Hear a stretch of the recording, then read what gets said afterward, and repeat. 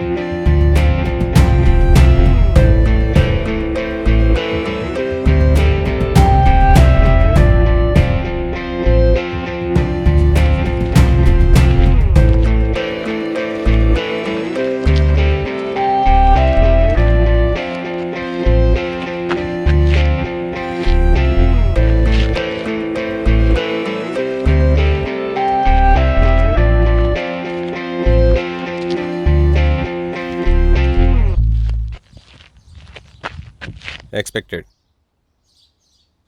Good job George, good job.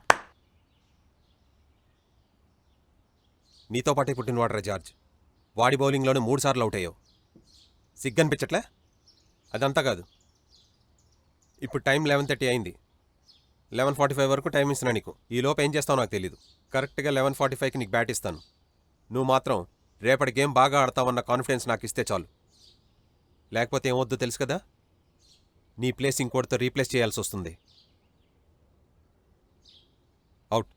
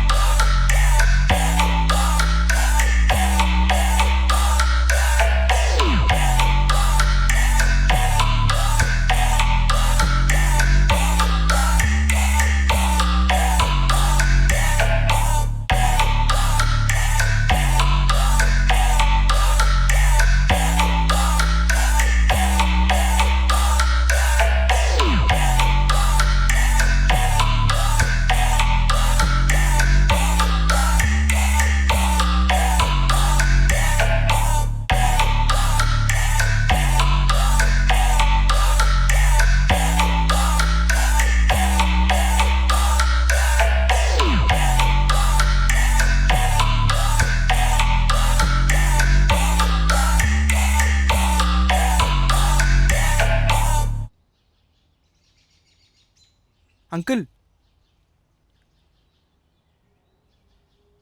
Uncle, uncle. ఓ John, sorry నువ్వా? అసలే గిరాకీ లేదు. దానికి తోడు ఇప్పుడే పెరుగుతోటి అన్నం తిన్నా. అనుకోకుండా నిద్ర వచ్చేస్తుంది బాసు. సర్లే గదంతా పోనీ కానీ మీ కోచ్ ఏమంటుండు? ఆయన ఏదోటి అంటుంటాడు అంకుల్. మీరు అర్జెంటుగా ఒక టీ, ఒక సిగరెట్ ఇవ్వరా? మైండ్ దొబ్బుతుంది.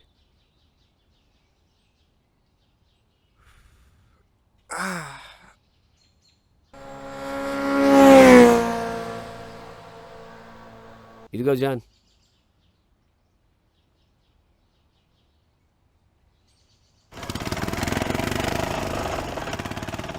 ఇక్కడ గిరాకీ ఉండదని మా వాళ్ళు ఎంత చెప్పినా నేను వినిపించుకోలే. ఈ రోడ్డు పైన వచ్చే పోయేవాళ్ళు ఇక్కడ ఆగి సిగరెట్ చాయ్ తాగుతారేమో అనుకున్నా. అచ్చిపోయేవాళ్ళు తప్ప అసలు ఎవరు కూడా చాయ్ తాగిందే లేదు, సిగరెట్ తాగిందే లేదు.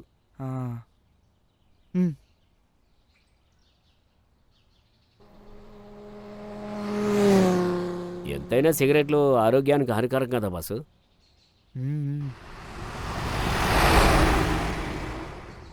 అగిపెట్టివ్వండి అంకుల్.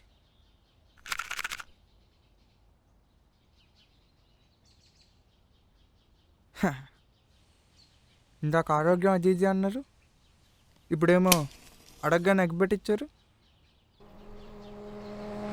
ఆరోగ్యం గురించి, సిగరెట్ల గురించి కాల్చే నేను, అమ్మే మీరు మాట్లాడకూడదు అంకుల్.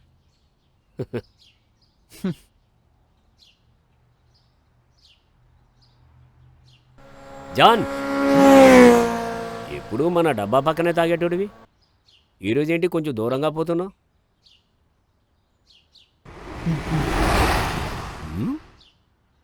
అంటే సీక్రెట్ అంకుల్.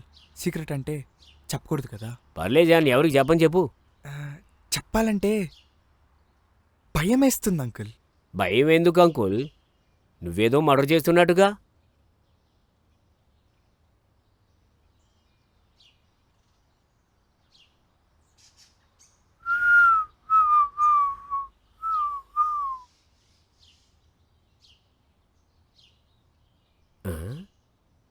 ఇదేంటో తెలుసా? ఏంటది?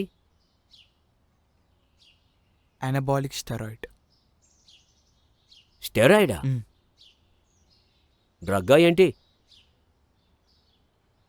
మనం జనరల్గా టీవీలో చూస్తుంటాం కదా, స్పోర్ట్స్ పర్సన్స్, ఎథ్లీట్స్ వాళ్ళ పర్ఫార్మెన్స్ పెరగడానికి తీసుకుంటారు. పర్ఫార్మెన్స్ ఎన్హాన్సింగ్ డ్రగ్ అంటారు దాన్ని. అయినా నీకు దీంతో పని ఏంటి ఇప్పుడు? చాలాసార్లు చెప్పిండే నువ్వు చాలా బాగా ఆడతావని. మీకు ఎలా చెప్పాలి?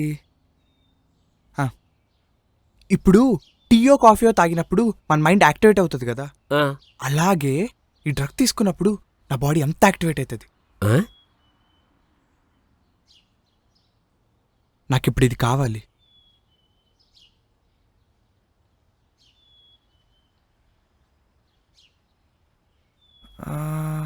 అట్ట ఇట్ట ఎక్కడైతే బెటర్? ఆ లొకేషన్ అయితే ఇంట్రెస్టింగ్గా ఉంది. బాబు ఏంటిది? సిగరెట్ల వరకు ఓకే కానీ డ్రగ్ అంటే ఈ విషయం నేను మీ కోచ్కైనా పోలీసు వాళ్ళకైనా చెప్పేస్తే చెప్పరు. ఎందుకంటే ఒక టీకి ఒక సిగరెట్కి 500 కాదనుకుంటా.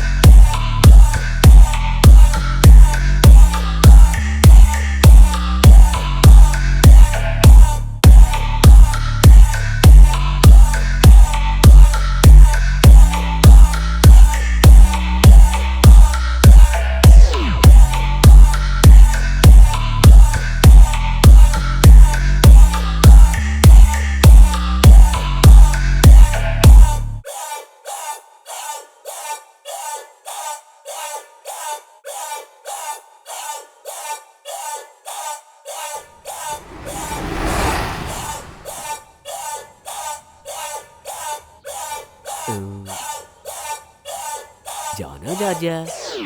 జాన్ అయితే ఇందాకే వెళ్ళొచ్చాడుగా. జార్జ్ అయి ఉంటాడులే. ఈ డబుల్ యాక్షన్ గోల్ ఒకటి. ఈడు చూపేంటి ఏదో తేడాగా ఉన్నది. కొంపతీసి ఈడు కూడా పెర్ఫార్మెన్స్ ఎన్హాన్స్ డ్రగ్ తీసుకుంటున్నాడా ఏంటి? వీళ్ళకే మాయ రోగం రా బాబు. సర్లే 500 వచ్చినాయిగా మనకి, సప్పుడు లేక ఉన్నాంలే.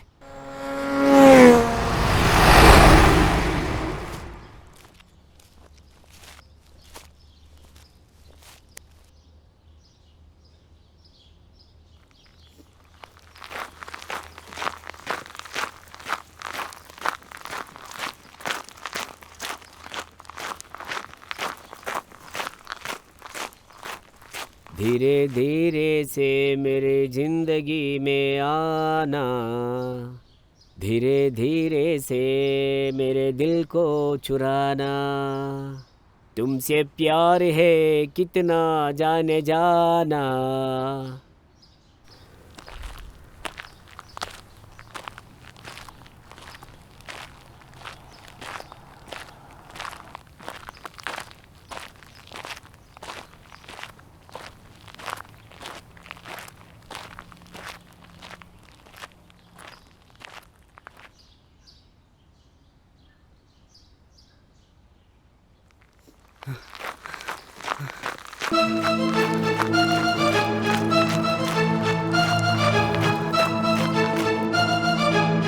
వీడేంటి పట్టుపగిలే ఏదో దెయ్యాన్ని చూసినట్టు ఉడిపోతూస్తుంది.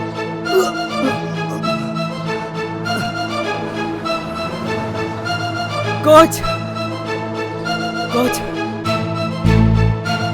జయంత్ ఒకటి వెళ్ళిండు బాగానే వచ్చిండు, రెండో వాడు వెళ్ళిండు వాడు బాగానే వచ్చిండు, మరి మూడో వాడేంటి ఏదో బియ్యాన్ని చూసినట్టుగా వణికిపోతూ వచ్చిండు. అసలు ఏముందబ్బా అక్కడ?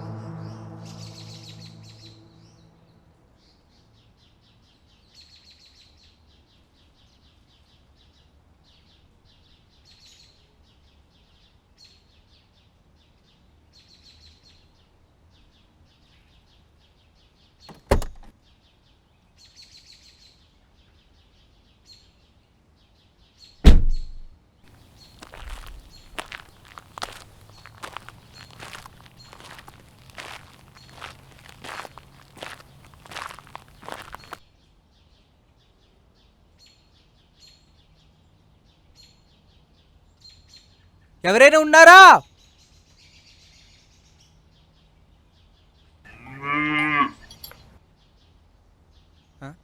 మీరు కాదు, మనుషులు ఎవరైనా ఉన్నారా అని. మీరు దారి చెప్పలేరు కదా. ఎవరైనా ఉన్నారా?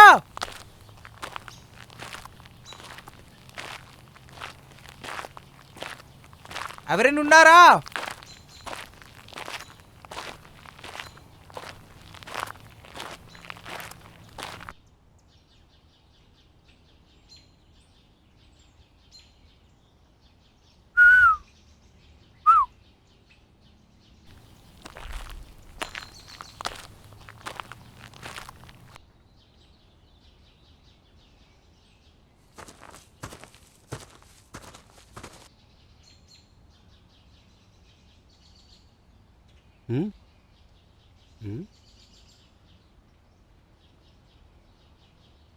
ఇక్కడున్నారా? ఇక్కడి నుంచి చిర్రకుంట అనే ఊరికి ఎలా వెళ్ళాలి?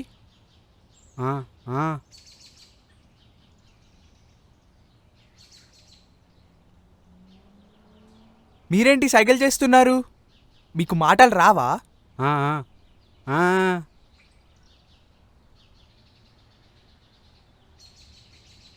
మీ పేరు గండే కదా?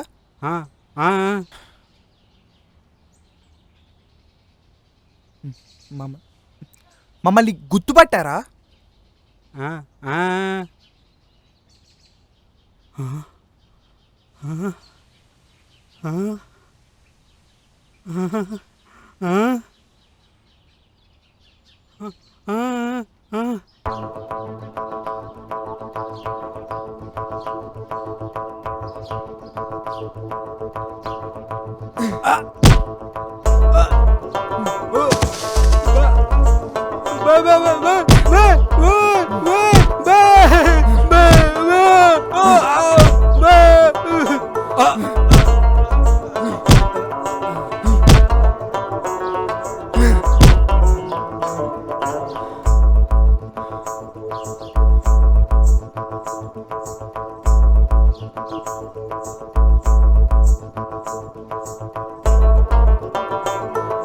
నువ్వు హ్యాపీయే కదా?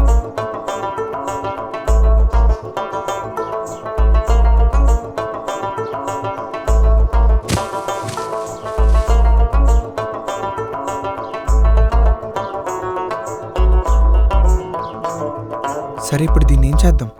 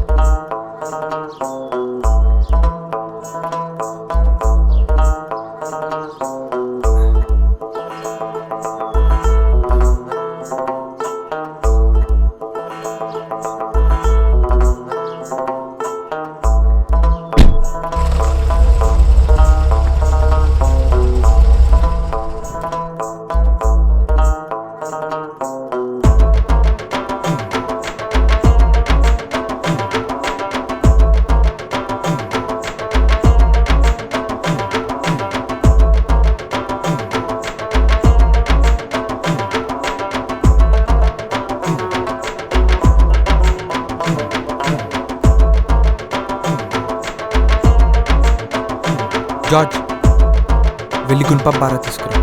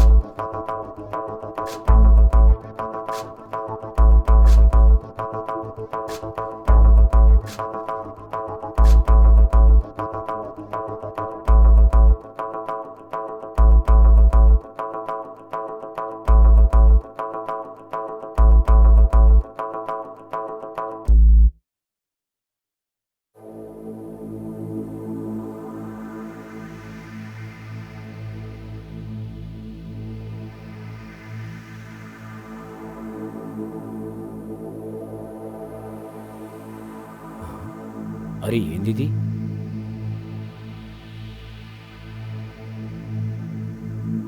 Hello, police స్టేషనా?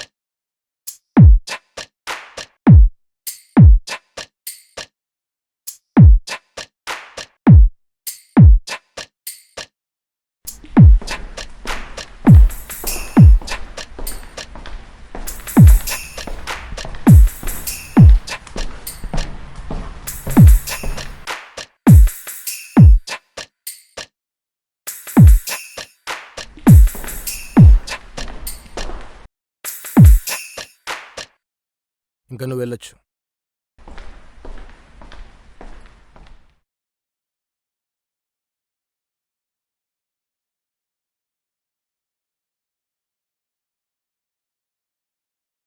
మీ ఇద్దరిలో జాన్ విలియమ్స్ ఎవరు, జార్జ్ విలియమ్స్ ఎవరు? కొంచెం కన్ఫ్యూజింగ్గా ఉంది. నా పేరు జాన్ సార్. తన పేరు నీ పేరు నువ్వు చెప్పావుగా, తన పేరు తను చెప్పనివ్వు. తను మాట్లాడలేదు సార్, మూగుడు. అచ్చా, సారీ. మీ ఇద్దరు ట్విన్స్ కదా? మ్. మీ ఇద్దరిని ఇలా చూస్తుంటే ముచ్చటగా ఉందయ్యా. మీ ఇద్దరు ఒకేలా ఉన్నారు. ఇన్ఫ్యాక్ట్ మీ ఇద్దరి హెయిర్ సైజ్ కూడా సేమ్ ఉంది. మీ అమ్మా నాన్న కూడా గుర్తుపట్టలేరు కదా? మీ అమ్మా నాన్న కోరిక మీరు ఇలా ఉండడం? కాదు సార్, మా కోరికే. మేము వేసుకునే బట్టల్లో చిన్న తేడా ఉన్నా అదే తేడా మా మనసుల్లో వస్తుందని భయం సార్. నిజానికి మాకు అమ్మ నాన్న ఎవరు లేరు సార్. బయట ఉన్నారే కోచ్. ఆయనే మమ్మల్ని చిన్నప్పటి నుంచి పెంచారు. మీ కోచ్ పేరేంటి? కృష్ణప్రసాద్ సార్. కృష్ణప్రసాదా? అదేంటి మీరేమో జాన్ జార్జు, ఆయన పేరు కృష్ణప్రసాద్? హౌ? ఆయన కన్వర్టెడ్ క్రిస్టియన్ సార్. ప్రతి పేరెంట్ లాగే, ప్రతి టీచర్ లాగే ఆయన చేయలేనివి, చూడలేనివి, మార్చుకోలేనివి మాతో చేయించాలనుకున్నారు. సింపుల్. John right? యా. అవును, నీ పేరేంటి? రికార్డ్స్లో లేదు. ఉదయ్ సార్. అఫీషియల్స్ అడిగినప్పుడు ఫుల్ నేమ్ చెప్పాలని తెలీదా? Uday Kumar sir. Full name? Kurapati Uday Kumar sir. నేను Harish Chandra, circle inspector. Full name sir? ఏంటమ్మా? అంటే మీకు ఫుల్ నేమ్ సిస్టమ్ అని అడిగాను సార్. నా ఫుల్ నేమ్ నీకు చెప్పాలని నాకు లేదు. అయినా చెప్పమంటావా? వద్దులేండి సార్. ఇంతకీ మీరేం చదువుతున్నారు? ఇంటర్మీడియట్ అయిపోయింది సార్. సెయింట్ పీటర్స్ క్రికెట్ అకాడమీలో కోచింగ్ తీసుకుంటున్నాం. గుడ్. ఇప్పటి వరకు అడిగినంత కూల్గా నేను ఇప్పటి నుంచి అడగకపోవచ్చు. అవసరమైతే కొట్టొచ్చు కూడా. అది మీరు చెప్పే ఆన్సర్స్ మీద డిపెండ్ అయి ఉంటుంది. So let's begin.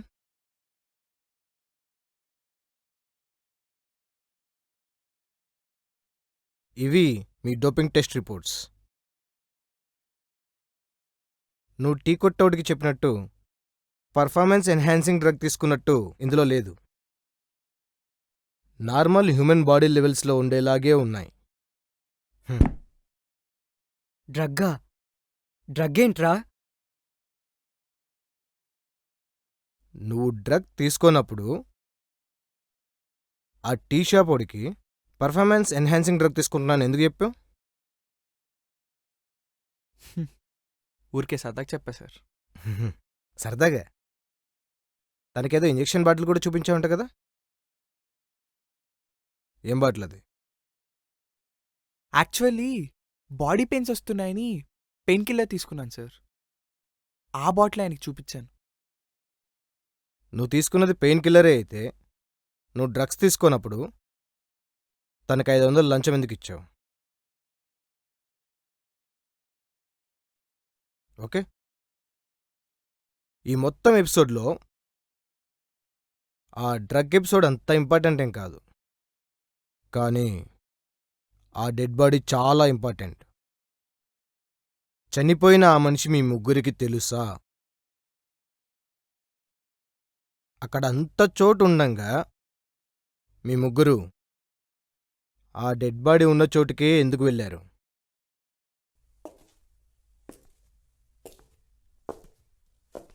ఓకే వెళ్ళారు, మీ ఇద్దరు నార్మల్గానే బయటకు వచ్చారు. కానీ ఇతనొక్కడు మాత్రం షాక్తో పరిగెత్తుకుంటూ వచ్చాడు. Is it not fishy? Sir sir అక్కడ ఖాళీ ప్లేస్ ఉందని మేము టాయిలెట్కి వెళ్ళాం సార్. నిజానికి నేను జార్జ్ మేమిద్దరం అక్కడ శవాన్ని అబ్జర్వ్ చేయలేదు. జస్ట్ ఉదయ్ చూశాడంతే. ఓకే, ఒక కొండల ప్రదేశం, అందులో ఒక శవం. దీన్ని బట్టి చూస్తుంటే ఇక్కడి వీధి రౌడీలెవరో ఈ చుట్టుపక్కలున్న ఒకని చంపేసి ఎవరూ ఉండని చోటు కదా అని వాణ్ణక్కడికి తీసుకొచ్చి గుణపం ఒక పారతో తవ్వి వాణ్ణి పూడ్చేసి వెళ్ళిపోదామనుకునే లోపు ఏదో శబ్దం వచ్చి వాళ్ళు ఆ శవాన్ని అలానే వదిలేసి వెళ్లారు అనుకుంటున్నా.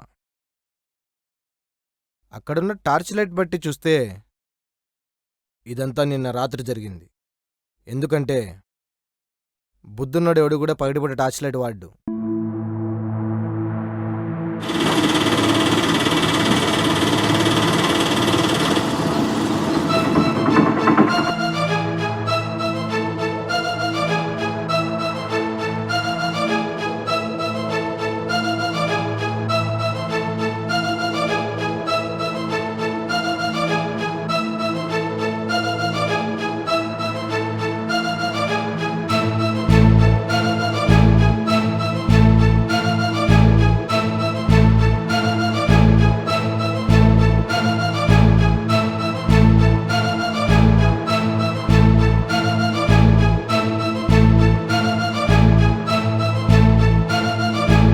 ఎవరుదే?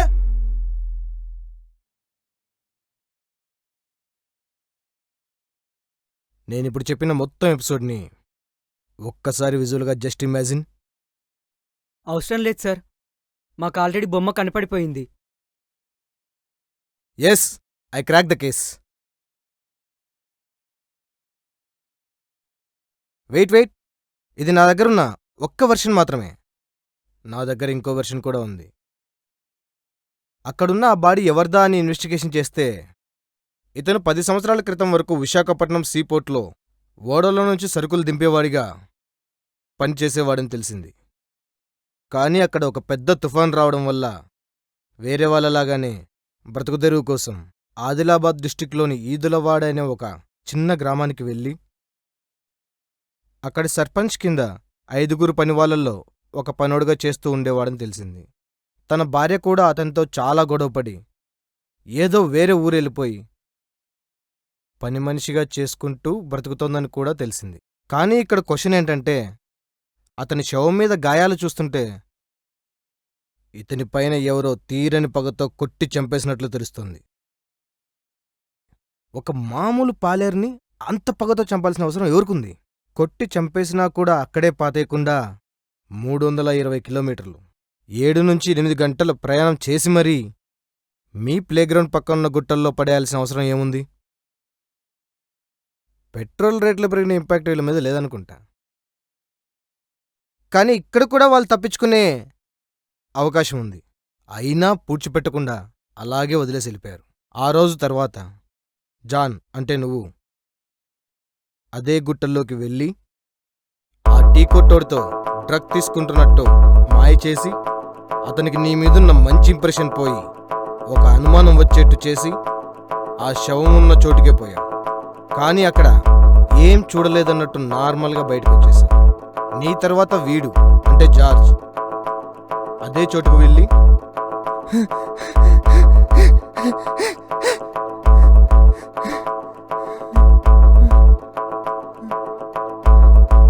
ఏమీ లేనట్టుగానే నార్మల్గా వచ్చేసావు. ఆ తర్వాత వీడు అంటే ఉదయ్ అదే చోటుకెళ్ళి అక్కడ ఏదో భయంకరమైన దాన్ని చూసి భయపడి షాక్ అయినట్టు పరిగెత్తుకుంటూ వచ్చి ఆ టీ షాప్ వాడి మైండ్లో ఒక సైకలాజికల్ ఇంబ్యాలెన్స్ని క్రియేట్ చేసి వాడే పోలీసులు కంప్లైంట్ ఇచ్చేలా చేసి నా ముందే ఆ ముగ్గురు కూర్చున్నారన్నమాట. ఇదే నా రెండో వెర్షన్. ఈ రెండో వెర్షనే రియాలిటీకి చాలా దగ్గరగా అప్రాక్సిమేట్గా ఉన్నట్టు అనిపిస్తుంది. మీకేమనిపిస్తుంది? సార్ ఇప్పుడు ఆ మర్డర్ మేం చేశామని అంటున్నారా? నేను అక్కడికి వెళ్ళేవాని కాదు సార్. జానే మా గ్రౌండ్ దగ్గరున్న టీ కొట్టు ఎదురుగా ఉన్న కొండల్లోకి వెళ్తే లైఫ్లో ఇప్పటివరకు లేని కొత్త ఎక్స్పీరియన్స్ వస్తుందన్నాడు సార్. అక్కడికి వెళ్ళి తిరిగి వస్తే మేమాడే ప్రతి మ్యాచ్లో నేనే ఓపెనింగ్ బ్యాట్స్మెన్ అని ఛాలెంజ్ చేశాడు సార్. కానీ నేను అక్కడికి వెళ్ళి చూస్తే ఏదో కవర్తో ప్యాక్ చేసి ఉంది కనబడింది సార్.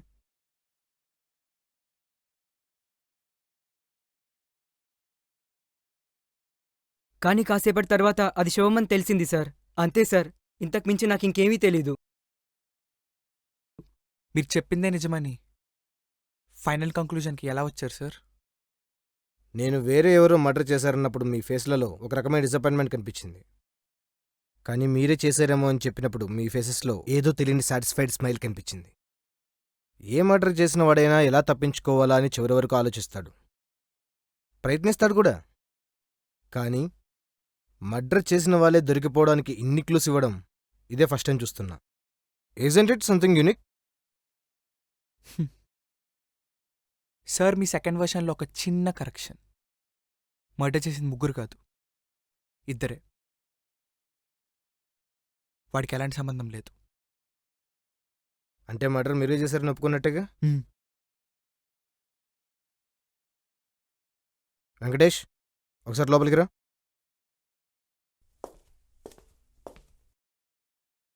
వెంకటేష్, ఈ మర్డర్ కేసుకి సంబంధించిన ఫింగర్ ప్రింట్స్ రిపోర్ట్స్ నాకు కావాలి, వెళ్ళి తీసుకురా. ఫోరెన్సిక్ రిపోర్ట్స్ ఇంకా రాలేదు సార్. వాళ్ళు వేరే మర్డర్ కేసులో బిజీగా ఉన్నారు.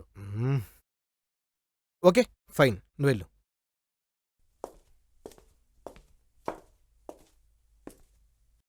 ఉదయ్, ఫోరెన్సిక్ రిపోర్ట్లో వచ్చేంతవరకు నువ్వు వెళ్ళి బయట మీ కోచ్ దగ్గర కూర్చోండు. అవసరమైతే మళ్ళీ పిలుస్తాను. Okay sir. ఓకే, మర్డర్కి మీకేమైనా సంబంధం ఉందా? ఉంటే మీ వెనకాల ఎవరున్నారు? ఇలాంటి టిపికల్ పోలీస్ క్వశ్చన్స్ వేస్తూ మీ పైన థర్డ్ డిగ్రీ అప్లై చేసి ఎవిడెన్స్ కనుక్కునే పని లేకుండా చేశారు. లేకపోతే కోర్టులో చాలా ఇబ్బంది అయ్యేది. Thanks for making my job simple guys. నా దగ్గర అన్ని క్వశ్చన్స్కి ఆన్సర్స్ ఉన్నాయి, కానీ ఒక్క క్వశ్చన్కి మాత్రం నా దగ్గర ఆన్సర్ లేదు. ఎందుకు ఇదంతా చేశారు? మీరేదో చెప్పాలని ఫిక్స్ అయ్యంటారుగా, స్టార్ట్ చేయండి. మీ స్టేట్మెంట్ కోసం మీడియా అండ్ ప్రెస్ వెయిటింగ్ అక్కడ.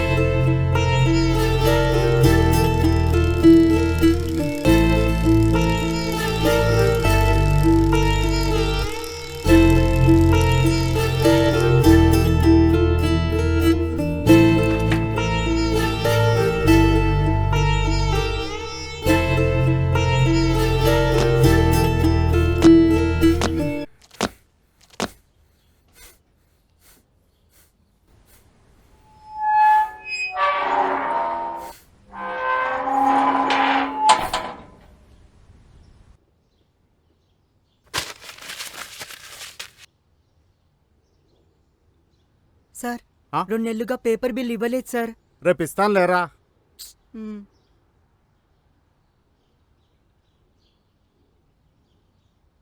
ఈరోజు ఇంట్రెస్టింగ్ న్యూస్ ఏంటి? కవలలు చేసిన మడ్డర్ స్ట్రైకా ఏంటి? ఈ పదాన్ని ఎప్పుడూ ఇంతవరకు డిక్షనరీలో కూడా చూడలేదా? తెలంగాణలో కవల పిల్లలిద్దరూ ఉద్దేశపూర్వకంగా చేసిన ఒక హత్య. అడుగడుగున సాక్ష్యాలు వదులుతూ కావాలనే పోలీసులకు దొరికిపోవడానికి వేసిన ఒక పద్మ వ్యూహం. దానికి వాళ్ళు పెట్టుకున్న పేరు మడ్డర్ స్ట్రైక్. ఓహో. తెలంగాణలో 2 కవలలు, వారి వయసు 17 ఏళ్ళు, అండర్-19 క్రికెట్ ప్రపంచ కప్.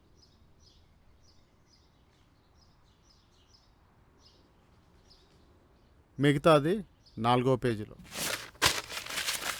మీరేదో చెప్పాలని ఫిక్స్ అయ్యారుగా, స్టార్ట్ చేయండి. మీ స్టేట్మెంట్ కోసం మీడియా అండ్ ప్రెస్ వెయిటింగ్ అక్కడ. మీకు కూడా చాలా థ్యాంక్స్ సార్. థ్యాంక్స్ ఎందుకు చెప్తున్నాను 2-3 డేస్ తర్వాత మీకు చెప్తాం. ఇక మీ క్వశ్చన్కి వస్తే, వాడు విశాఖపట్నంలో ఓ కూలీగా పనిచేశాడని, తుఫాన్ వచ్చినప్పుడు బతుతెరు కోసం ఎక్కడికో వెళ్ళి ఉన్నాడని మీరు ఇన్వెస్టిగేట్ చేసి తెలుసుకున్నారు. కానీ ఆ 10 సంవత్సరాల కంటే 7 సంవత్సరాల ముందు, అంటే 17 సంవత్సరాల క్రితం వాడిద్దరి జీవితాన్ని రోడ్డు మీదకి లాగాడని విషయం మాత్రం తెలుసుకోలేకపోయారు. 2 జీవితాలా? అంటే ఆ 2 మీరేనా? Yes sir. వాడు బయాలజికల్గా మా నాన్న, కానీ వాడు లాజికల్గా ఆలోచిస్తే మాకు టెర్రరిస్ట్తో సమానం.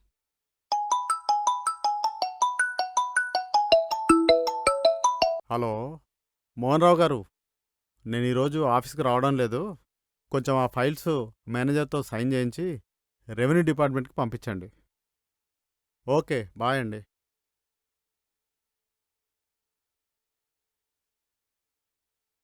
టెర్రరిస్ట్తో సమానమా?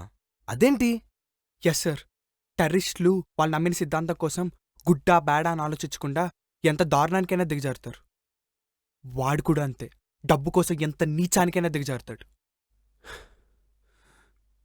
వాడు ఎంత చెత్తనా కొడుకంటే, ఒక పక్క కూలీగా పనిచేస్తూ డబ్బులు సరిపోవట్లేదని కన్న పిల్లల్ని అమ్ముకుంటాడు. ఇన్ఫ్యాక్ట్ వాడి పిల్లల్ని కనేదే అమ్ముకోవడానికి. అదే వాడు ఎంచుకున్న బిజినెస్. దానికి వాడి భార్య, అదే వరుసకి మా అమ్మ కూడా సహకరించేది.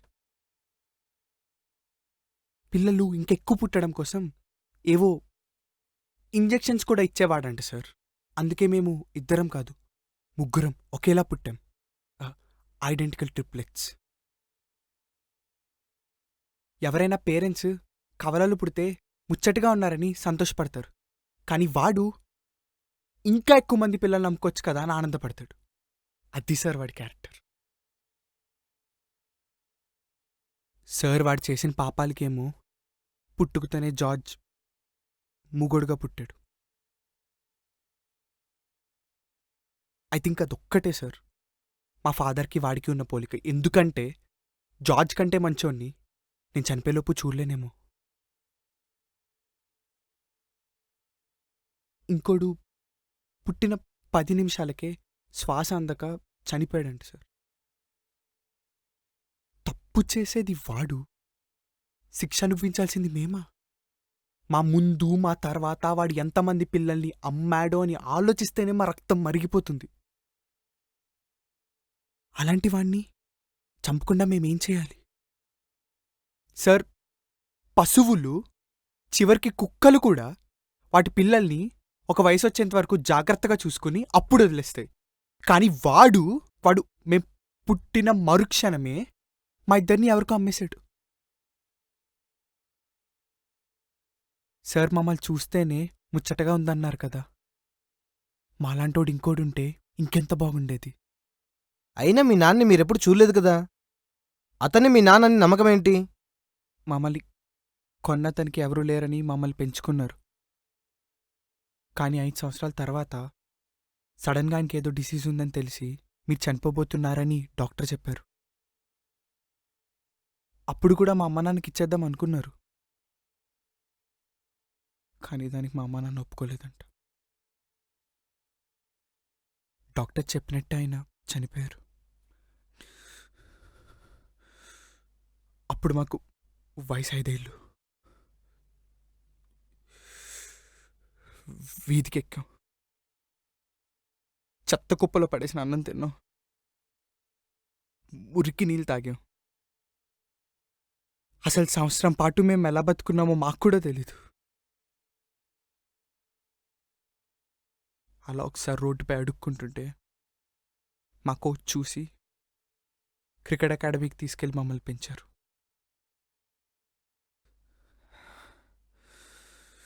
సారీ సార్, ఎమోషనల్ అయిపోయాను.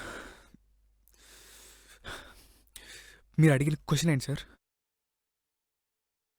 వాడే మా నాన్న అనడానికి మా దగ్గర 3 ఆధారాలున్నాయి. మొదటిది, మమ్మల్ని పెంచుకున్న ఆయన చనిపోయే ముందు వాడున్న ఒక ఫోటో మాకిచ్చాడు. 2, వాడికి మాటలు రావని ఒక క్లూ ఇచ్చాడు. 3, వాడి పేరు ఎలాగో మాకు తెలుసు.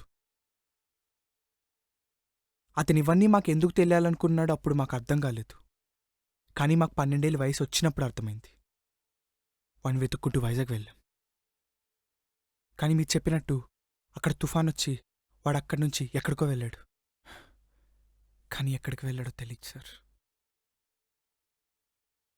మా బ్యాడ్ లెక్కో వాడి బ్యాడ్ లెక్కో తెలియదు, కానీ కరెక్ట్గా అండర్ 19 సెలక్షన్స్ ముందే దొరికాడు. అక్కడికి వెళ్ళాం. ఆ ఊరు సర్పంచ్ దగ్గర వేరే వేరే బిజినెస్లో 5 పాలేర్లున్నారని తెలిసింది. కానీ వాళ్ళల్లో వీడు ఎక్కడున్నాడో ఎవరో తెలియడానికి కొంచెం టైం పట్టింది సార్. ఎందుకంటే ఫోటోలో కంటే కొంచెం గుర్తుపట్టలేంతగా మారిపోయాడు. అప్పుడు మా దగ్గర ఉన్న ఇంకో ఆధారాన్ని కూడా కన్ఫర్మ్ చేసుకున్నాం సార్. చివరికి వాడి పేరు కూడా కన్ఫర్మ్ చేసుకున్నాక చంపాం సార్.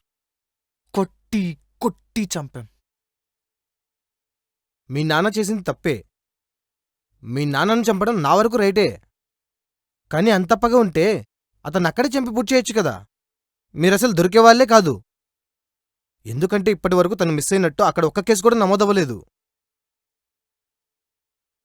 దీన్ని బట్టి చూస్తే తనకి ఏమైనా కూడా ఎవ్వరికి ఫరక్ పడదు. నాకు తెలిసినంతవరకు మీరు ఇంక లైఫ్లో నేషనల్ లెవెల్ క్రికెట్ టోర్నమెంట్లో అస్సలు ఆడలేరు.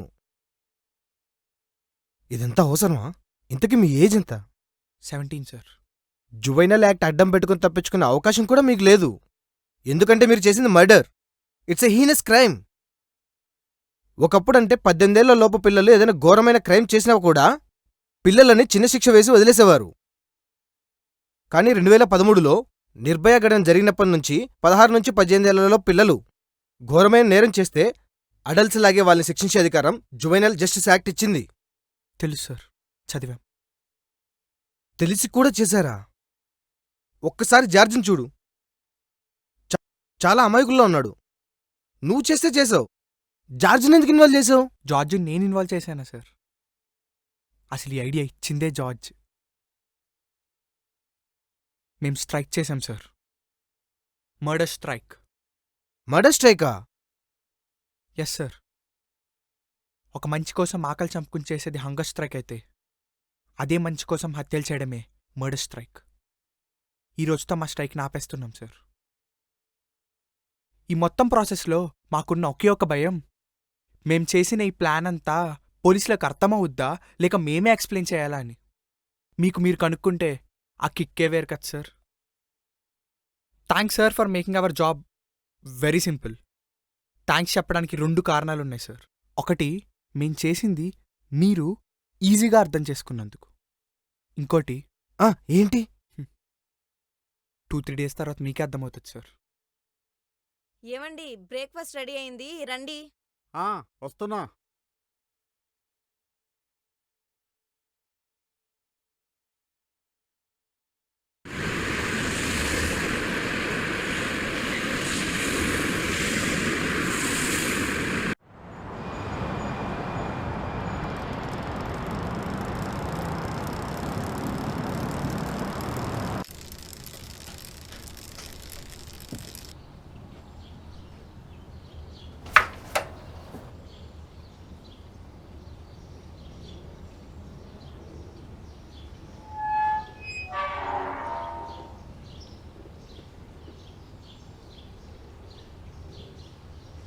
ఏంట్రా?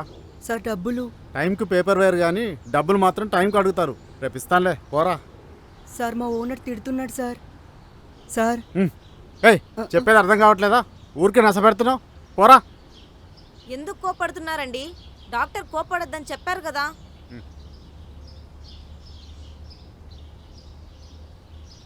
ఏం చదువుతున్నావమ్మా? చదువా? ఉదయం పేపర్ వేసి హోటల్లో పనిచేస్తానండి.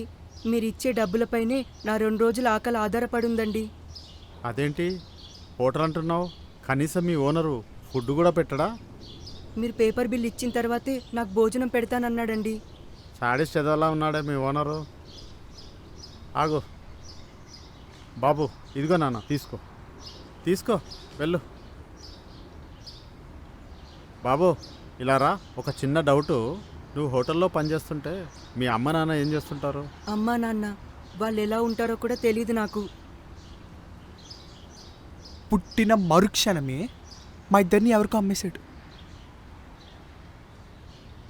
అసలు సంవత్సరం పాటు మేము ఎలా బతుకున్నామో మాకు కూడా తెలియదు. నీ పేరేంటి? బాబుగాడంటారండి. బాబుగాడా? బాబు, నిన్ను స్కూల్కి పంపిస్తాను. ఇక నుంచి మాతో పాటే ఉండిపోతావా?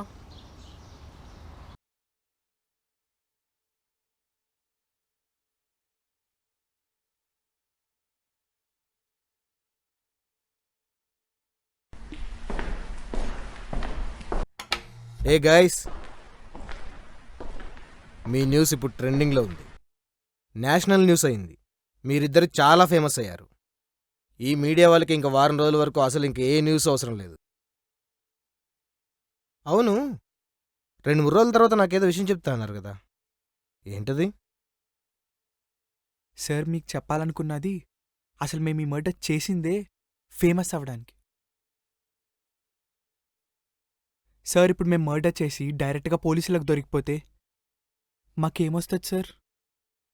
మహా అయితే ఓ 10 ఏళ్ల జైలు శిక్ష, న్యూస్ పేపర్లో ఎక్కడో చివర 2 లైన్ల న్యూస్, ఇంకా చెప్పాలంటే న్యూస్ ఛానల్లో ఒక 2 minutes కవరేజ్. మేము చేసిన దానికి వాల్యూ ఉండదు సార్. కానీ ఇప్పుడు ప్రతి న్యూస్ పేపర్లోనూ, ప్రతి న్యూస్ ఛానల్లోనూ, ప్రతి సోషల్ మీడియాలోనూ మాదే ట్రెండింగ్ న్యూస్. మీరే చెప్పారు కదా, ఈ మీడియాకి ఛానల్స్కి కావాల్సింది crazy and interesting news called sensationalism. So we just cooked it. ఈ మొత్తం స్టోరీలో మేము మర్డర్ చేసి పోలీసులకు క్లూస్ ఇచ్చి దొరికిపోయింది ఎంత వైరల్ అయిందో, అంతకంటే ఎక్కువగా మా మర్డర్ వెనుకున్న బ్యాక్ స్టోరీ తెలియకుండానే జనాల కాన్షియస్లోకి బలంగా వెళ్తుందని మా గట్టి నమ్మకం సార్. కనీసం మా గురించి న్యూస్ పేపర్లో చదివైనా, టీవీలో చూసైనా ఎక్కడో ఒక చోట మాలాంటి వాళ్ళని ఎవరినో ఒక్కరినైనా పెంచుతారని మా చిన్న ఆశ సార్. చిన్నది కాదు, పెద్ద ఆశే. లేకపోతే ఇదంతా చేసేవాళ్ళం కాదు కదా సార్. మాలాగే చాలామంది చిన్నపిల్లలు పుట్టగానే రోడ్ల మీద పడుతున్నారు సార్. వాళ్ళని ఎవరో ఒకరు చేరదీసి మా కోచ్ మమ్మల్ని పెంచినట్టు పెంచాలి కదా సార్. సార్ మాకు తెలుసు అందరూ ఎవరి వాళ్ళ లైఫ్స్లో బిజీగా ఉన్నారని. కానీ గవర్నమెంట్కి, సొసైటీకి ఇలాంటి ఒక ప్రాబ్లం ఉందని గుర్తు చేయాలి కదా సార్. మనకే ఫేస్బుక్లోనో, ఇన్స్టాలోనో నోటిఫికేషన్ వచ్చినప్పుడు అలర్ట్ అవుతాం కదా సార్. అలాగే మేము కూడా ఈ సొసైటీకి ఒక పెద్ద నోటిఫికేషన్ ఇచ్చి అలర్ట్ చేద్దామనుకున్నాం సార్. Mission successful. ఫిక్స్. కానీ దీనివల్ల మీ క్రికెట్ కెరీర్ నాశనం అవుతుందని ఆలోచించలేదా? సార్ క్రికెట్ అంటే మాకు చాలా ఇష్టం సార్. కానీ ఈ స్ట్రీట్ చిల్డ్రన్ సమస్యల ముందు క్రికెట్ కూడా చాలా చిన్నగా కనిపించింది సార్, ఈ క్రికెట్ బాల్ లాగా. ఇప్పుడు మా రివెంజ్ తీరింది సార్. మేము చెప్పాలనుకున్న మెసేజ్ ఈ సొసైటీకి చేరింది. We are very happy sir. ఇదంతా మీ కోచ్కి తెలుసా? తెలిస్తే చైనిస్తారా సార్?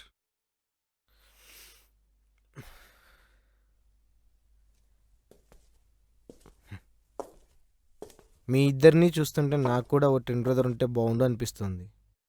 మీకు హెల్ప్ కూడా చేయాలనుంది, కానీ ఏం చేయాలి? మీకు ఒక ఇంట్రెస్టింగ్ టైం లైన్ చెప్పనా? మీరు మీ నాన్నని చంపింది 25th డిసెంబర్, క్రిస్మస్ రోజు.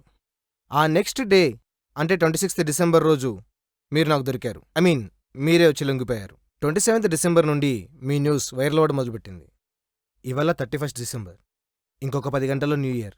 వాళ్ళు కొత్త సంవత్సరంలో కొత్త జీవితాలు మొదలు పెట్టాలని మీరు ఈ టైం లైన్లో ఈ న్యూస్ని ట్రెండ్ చేశారని మీడియాకి లీక్ చేస్తా. ఈ టైం లైన్ ఇంకా ట్రెండ్ అవుతుంది. ఇది కోయిన్సిడెన్సో ఇంటెన్షనలో మనకనవసరం, కానీ దీన్ని మనం వాడదాం.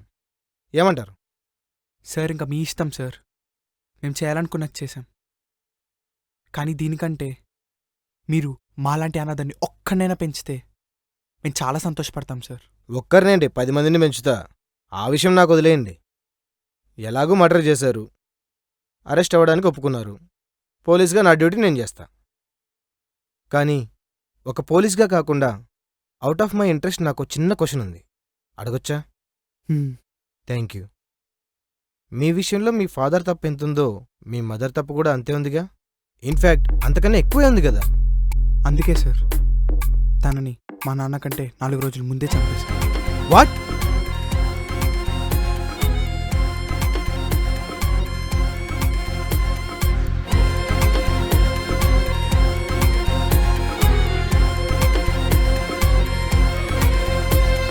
కాలమానుష్యో గురు సమస్తం.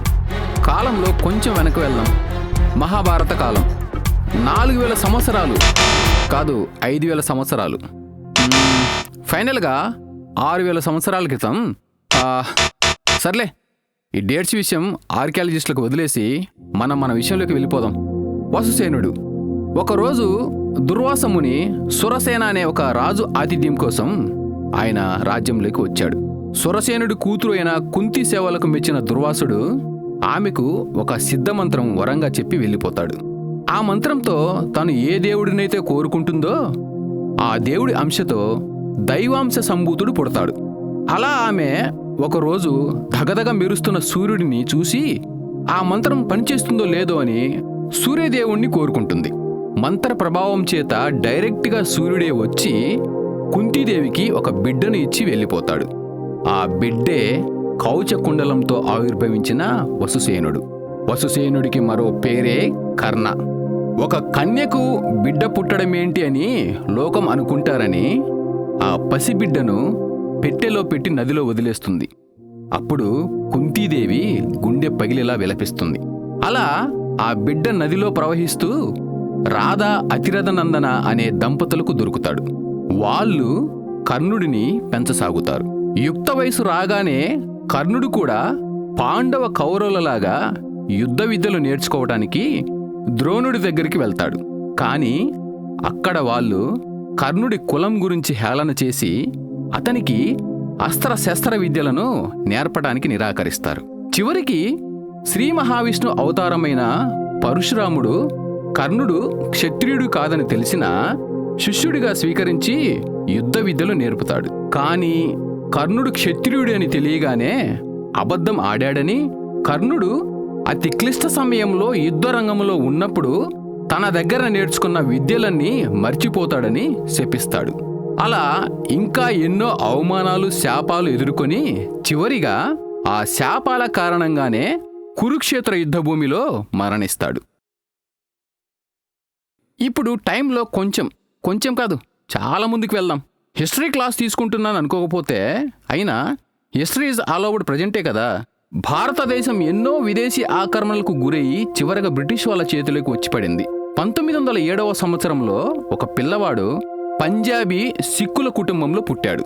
తను పెరుగుతున్న సమయంలోనే బ్రిటిష్ వాళ్ళ అరాచకాలు కూడా భారతదేశంలో పెరుగుతూ వస్తున్నాయి. ఆ అరాచకాలు ఆ పిల్లోడు చూడలేకపోయాడు.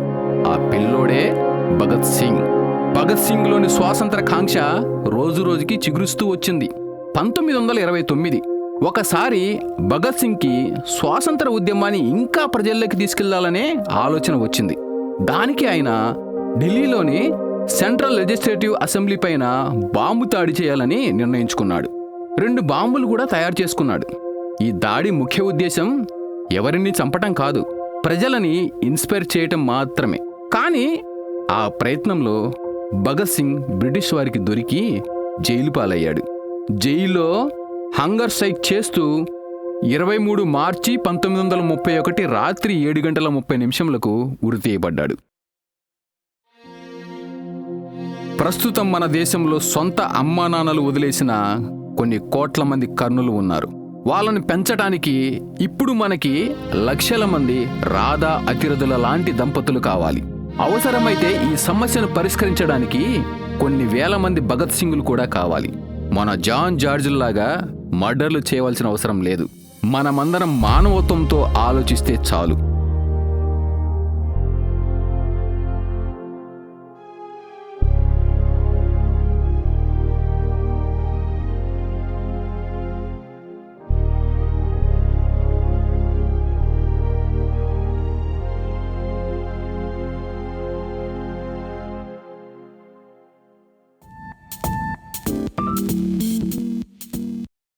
హలో అండి, చూశారు కదా మాది ఇండిపెండెంట్ ఫిలిము.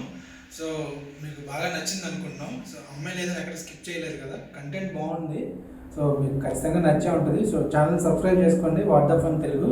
ఇలాంటి ఇండిపెండెంట్ ఫిలిమ్స్ ఇంకా చాలా పెడుతూ ఉంటాం ముందు. వాటిని కూడా చూసి ఎంకరేజ్ చేయండి. అండ్ వీడియోని లైక్ చేయండి, షేర్ చేయండి, కామెంట్ చేయండి. Don't forget to subscribe what the fun Telugu. Thank you so much.